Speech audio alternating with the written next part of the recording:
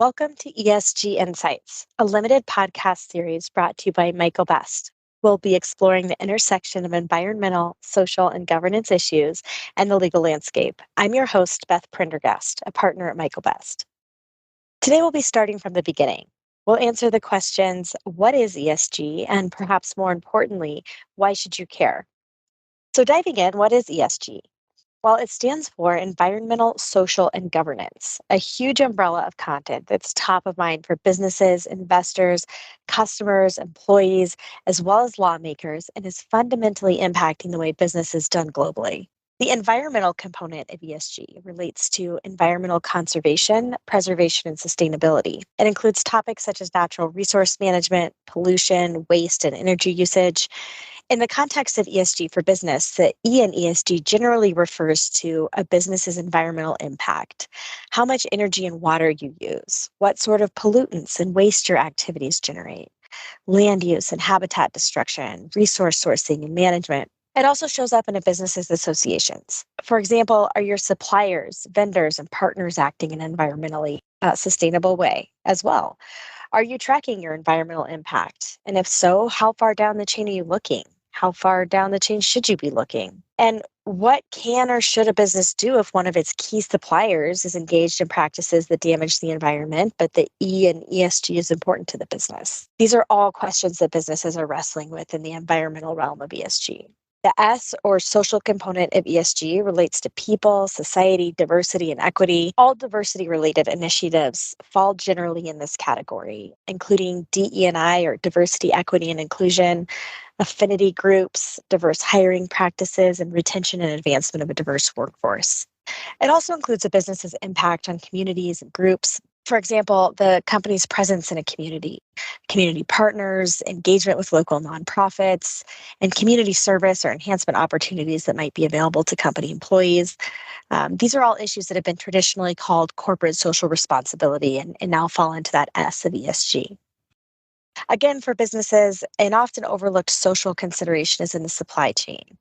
Are you ethically sourcing your raw materials, or are your suppliers, or even their suppliers, using slave or child labor or indentured servants, or perhaps harvesting in a damaging way? These are all questions that fall within the ESG framework. The G or governance component of ESG relates mainly to a business's governance structures and policies and raises questions of business ethics, accountability, oversight, integrity, and transparency. Governance issues through the ESG lens tend to arise with respect to topics such as executive pay and compensation disparity, corruption, board practices and policies, and reporting. Governance also covers questions of corporate purpose and the integration of ESG elements into that purpose, as well as strategy and even into the entity structure itself. For example, some corporate structures require the board of directors to maximize the financial return to shareholders above all other considerations, while other legal structures, such as benefit corporations, require the board to consider the company's impact on other stakeholders to balance shareholder value against specific social objectives of the company. Questions surrounding these kinds of entity structures, as well as policies that address these issues, even if not part of the legal structure of the company, are all part of the G of ESG. So why should you care about this? Well, there's undoubtedly a rising demand for transparency and ethical behavior in business.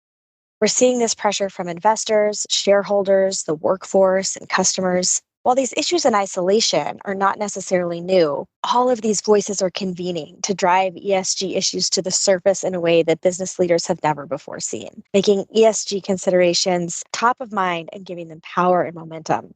Right or wrong, for good or for bad, the responsibility for addressing social and ethical issues is increasingly falling on the shoulders of our business community and business leaders. Business leaders are challenged to consider in a meaningful way a broader swath of stakeholders, such as the communities that businesses serve, the laborers who contribute to their supply chain, extending out even as large as the global environmental impact of the business's operations. Legal pressures, such as new regulations, reporting requirements, and quality standards are also rapidly emerging in response to the growth of ESG initiatives, also influencing business decisions. Some business leaders are excited about ESG and welcome the opportunity to use their business as a force for good. Other leaders are a bit more reluctant or skeptical and see the movement as increasing risk, reporting, and director responsibilities in a way that may impact operational efficiencies. Whatever perspective you may have, the reality is that ESG is here, it's real, and it's impacting business operations, strategy, policy, and even entity structure choices. Regulations are in flux, and every one of the many facets of this movement is rapidly evolving. Heads are spinning, lawmakers are fighting. Our objective with this limited podcast is to help you understand at least some of the different business decisions that go into an ESG framework and help you ask the questions that steer your company through the evolution of business that's happening right before our eyes. Stay tuned as we take you through an ESG journey. Since we're a law firm, this limited podcast series will focus primarily on legal issues in the ESG movement, but you'll also hear from companies that are navigating ESG issues and compliance, other professionals such as consultants that advise businesses on ESG or offer tools for measuring various elements of ESG, as well as other voices in this space. I also want to emphasize, because I'm a lawyer and can't help myself, that the opinions and recommendations presented by this limited podcast series are for general information only, and any reliance on the information provided in this podcast series is done at your own risk. This limited podcast series should not be considered legal or other professional advice. Thanks so much for joining us today on ESG Insights.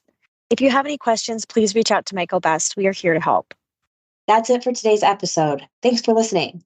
To hear more episodes and catch up on the latest legal hot topics, please subscribe and check out our Insights page at michaelbest.com. We'll be back soon with more insights on ESG and the legal landscape.